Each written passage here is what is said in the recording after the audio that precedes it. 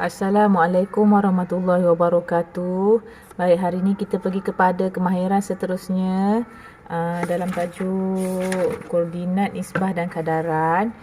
Semua boleh rujuk buku teks muka surat 218. Okey, kemahiran nisbah. Apa itu nisbah?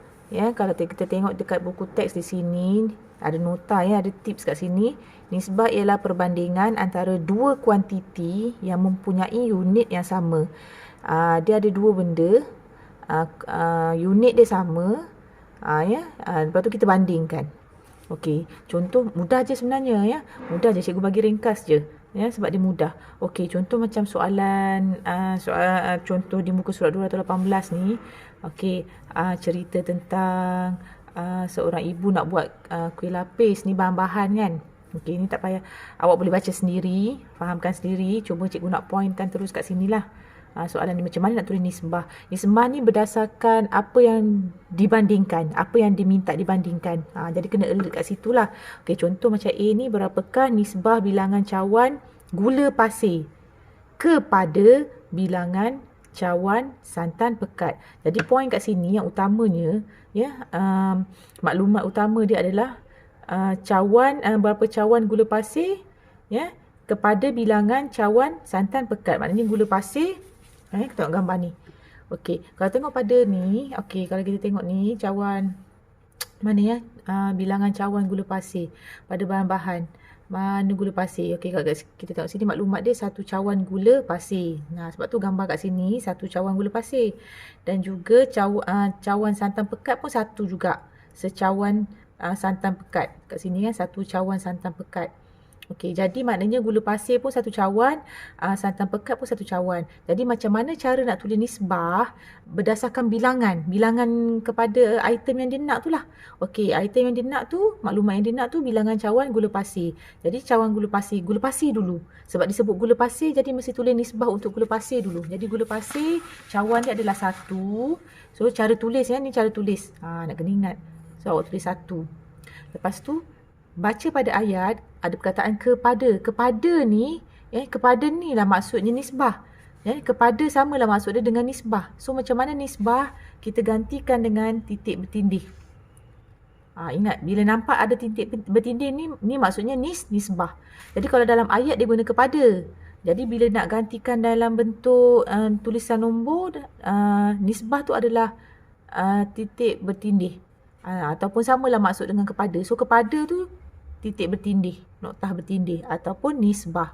So macam nak baca satu nisbah. Satu nisbah, satu-satulah. Titik bertindih ni kita sebut nisbah. Nisbah tu rujuk kepada, perkataan kepada dalam ayat. Jadi kepada iaitu nisbah bilangan cawan santan pekat. Cawan santan pekat pun satu. Bermakna nisbah dia macam ni. Ni gula pasir. Satu yang depan gula pasir, satu yang belakang untuk cawan santan pekat. Jadi macam mana nak baca? Satu nisbah satu. Satu nisbah satu. Dalam ayat gula pasir kepada santan pekat. Kepada ni kita ganti kepada nisbah. Jadi satu nisbah satu. Mudah je kan? Okey, kita tengok B. Dia nak apa pula? Nisbah bilangan cawan gula pasir. Masih lagi gula pasir. Gula pasir tadi berapa? Sama dengan sini kan? Satu. Okey, dan juga kepada. Kepada ni nisbah lah. Titik bertindih tu. Bilangan cawan tepung beras. Tepung beras pula. Kalau kita tengok maklumat kat atas, tepung beras dia berapa? 2 kan? Sebab itu dalam gambar sini 2. Jadi gula pasir 1 cawan. Tepung beras 2 cawan. Bagaimana nak tulis nisbah? Ikut urutan. Apa yang disebut dulu tadi? Gula pasir. So kalau gula pasir tadi berapa cawan? 1. Okay, maknanya tulis 1. Noktah bertindih. Ini kepada. Ni mana ni? Kepada. Ni kepada. Kepada ni samalah dengan tanda nisbah. Iaitu titik bertindih. Kepada bilangan cawan tepung beras. Tepung beras 2. Jadi macam mana nak baca? 1 nisbah 2. Ni gula pasir, yang ni tepung beras. Okey, mudah je. Nampak unit dia sama. Kat sini unit dia apa? Cawan. Menggunakan sukatan cawan. Gula pasir sukat dengan cawan, santan pun sukat dengan cawan. Jadi unit dia sama, iaitu cawan. Menggunakan sukatan cawan. Ni pun sama, cawan dengan cawan. Maknanya sukatan unit dia tu. Sebab syarat dia mesti mempunyai unit yang sama. Mesti unit yang sama. Okey. Kita pergi pada contoh seterusnya. Buku pula. Muka surat 219. Ni. Tentang buku. Dia bagi jadual. Bilangan buku cerita ada 4 orang murid. Janaki, Sherry, Kun dan Nora. Janaki baca 1. Ditunjuk kat sini. Contoh dia. Janaki 1, Nora. Dia ambil Janaki bandingkan Janaki dengan Nora. Nyatakan nisbah bilangan buku cerita Janaki kepada bilangan buku cerita Nora. Nampak? Janaki dulu. Janaki 1. Okey. Kepada tu adalah nisbah. Kepada adalah titik bertindih. Nisbah. Nora bukunya ada 5. Jadi kalau tengok kat sini kan boleh nampak kan. 1 nisbah 5. Boleh tengok buku teks masing-masing kalau tak berapa jelas. Jadi Janaki kepada Nora, 1 nisbah 5. Kalau awak terbalik, awak tulis Nora dulu baru Janaki, salah sebab kita kena berpandukan kepada arahan. Kalau arahan sebut Janaki, mesti Janaki dulu. So Janaki 1 saja buku dia. Nisbah kepada Nora, nisbah 5 sebab Nora ada 5 buku. Mudah je. Okey, kalau cikgu tanya, nyatakan nisbah bilangan buku cerita Sherry kepada bilangan buku cerita Kun. Contoh. Jadi berapa? Sherry berapa? 4 nisbah 6. Ataupun Janaki kepada Sherry. Janaki kepada Sherry 1 nisbah 4. Ataupun Nora kepada Sherry. Nora kepada Sherry. Kalau Nora kepada Sherry, nak tulis mana dulu? Cikgu sebut Nora dulu kan? Jadi Nora lah. Nora ada 5. So Nora 5. Nisbah Sherry 4. Dia bergantung kepada arahan. Yang mana sebut dulu, yang itu yang kena tulis dulu. Dia punya bilangan. Jadi Nora kepada Sherry maknanya 5 nisbah 4. Kalau Sherry kepada Nora, maknanya 4 nisbah 5. Dia macam tu. Okey. Ni unitnya pun masih sama. Iaitu unit dia buku.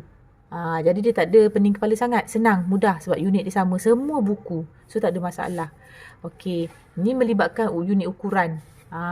Timbang berat, jisim. Unit yang digunakan adalah kilogram. Tapi ni pun tak ada masalah juga.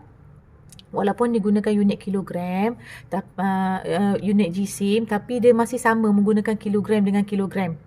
Okey, kalau kita tengok sini, ikan, jisim dia 1 kilogram. Okey, ayam jisim dia 10 kilogram. Jadi jisim ikan kepada ayam adalah 1 nisbah 10. Kalau terbalik. Ayam kepada ikan. Kalau sebut ayam dulu maknanya 10 nisbah 1. Dia macam tu. Dan cuma nak diingatkan, okey. Ni ada tips kat sini. Nisbah tidak perlu ditulis unit. Oleh kerana sini unit dia kilogram, unit jisim adalah kilogram, jangan pula tulis ikan kepada ayam, satu ada yang terlebih rajin, 1 kilogram nisbah 10 kilogram. Tak unit tak payah tulis, kg ni semua tak payah tulis, hanya perlu tulis nombor sahaja, 1 nisbah 10 macam tu. Ni nampak contoh dalam buku teks ni, nampak 1 nisbah 10. Okey, seterusnya muka surat 220. Sama je lah, mudah je ni. Gambar menunjukkan harga 3 jenis barang yang dibeli oleh Abang Fuad. Ada apa ni? Gambar apa ni? Penanda buku ke apa? Kasut dan juga telefon bimbit. Okey, nyatakan nisbah harga penanda buku kepada harga kasut. Penanda buku kepada kasut. Ini unit dia Ringgit Malaysia, RM. Sini pun sama, Ringgit Malaysia. Jadi unitnya sama. Bila sama tak ada masalah. So kita boleh terus ambil nombor. Penanda buku RM1 kan, RM1. So ambil 1 saja. RM tu tak perlu. Tengok ni dalam buku teks nampak 1.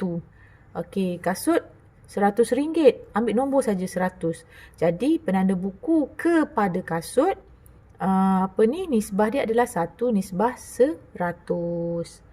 Okey, boleh faham Mudah saja sebenarnya. Okey, cuma hati-hati. Ni cikgu ambil contoh. Contoh dalam buku teks. Nanti cikgu bagi awak kuis, awak jawab Kalau melibatkan unit macam ni tak sama. Okey, kita pergi kepada contoh soalan uji diri. Nampak ni.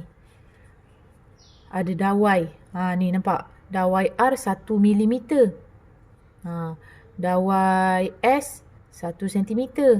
Dawai T pula 1 meter. Nampak? Unitnya berbeza-beza. Yang ni mm, yang ni cm, yang ni m. Kalau berlaku kes macam ni, kita kena pastikan semua unit tu mesti sama. Jadi ada unit yang kena tukar. Tukar kepada unit lain supaya unit tu jadi sama. Okey. Kalau jisim ni tadi, kilogram dengan kilogram tak ada masalah. Memang kg dengan kg. Tak ada masalah. Tapi kalau kes macam ni, ya, okey, contohlah cikgu tak ambil T. T ni tutup lah. Kita tak ambil T. Kita ambil R dengan S je. Okey. R 1 mm, S 1 cm. Jadi sebaiknya unit yang besar iaitu sentimeter kita tukarkan kepada milimeter. Jadi kita dah belajar pertukaran unit kan. 1 cm bersamaan dengan 10 milimeter. Ingat lagi? Tu kena ingat. Jadi nampak, bila kita dah tukar, ni dah tak pakai lah dah ni. Jadi bila kita dah tukar, nampak? mm dah sama dengan mm. Mesti sama ya. Pastikan sama. Yang mana tak sama kena tukar dulu. Buat ikut perbanding perkaitan yang kita belajar sebelum ni. Jadi S daripada 1 cm kita dah tukarkan dalam unit milimeter, dia menjadi 10 milimeter. Jadi mm sama dengan mm dah boleh dibandingkan. Jadi soalan cikgu sendiri. Kalau cikgu tanya, nyatakan nisbah panjang dawai R kepada panjang dawai S. So tak ada masalah lah.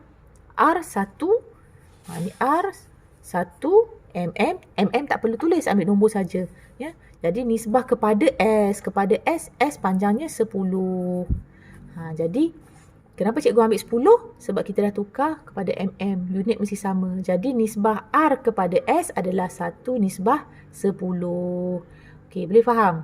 Ya, pastikan ya. Pastikan mesti unitnya sama. Kalau soalan tu unitnya tak sama. Ada lagi tak yang contoh tak sama? Ni contoh macam ni, yang bawah ni. Yang ni 1 mililiter, yang ni 100 mililiter, yang ni 1000 liter. Ada pula tiba-tiba yang 1 liter, 1 liter. Jadi bila kita nak nyatakan nisbah, pastikan unitnya mesti sama. Jadi yang 1 liter ni kita tukarkan dulu kepada mililiter. 1 liter bersamaan dengan berapa? 1000 mililiter kan? Jadi ni tak pakai lah dah. Sebab kita dah tukar unitnya kepada mililiter. Jadi ni senang. ml. Jadi bila nak bandingkan, dah tak ada masalah. Jadi kalau kita tengok sini, soalan dia, isi padu, nisbah isi padu picagari 1 mililiter kepada isi padu picagari 1000 mililiter. Dia ni. Okey, yang nisbah yang ni kepada nisbah yang ni. Jadi nisbahnya apa? 1 nisbah 100. Unit tak payah tulis. Okey, B. Isi padu picagari 1 mililiter. Yang ni juga kepada yang 1 liter. 1 liter ni tadi kita dah tukar kepada 1000 kan? Mililiter. Sebab unit tak sama. Jadi kita kena samakan unit dia. So sekarang ml dah sama dengan ml.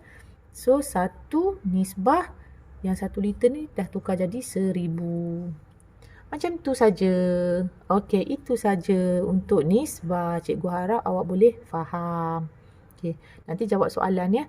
Nanti cikgu bagi kerja. Okey, itu saja. Terima kasih.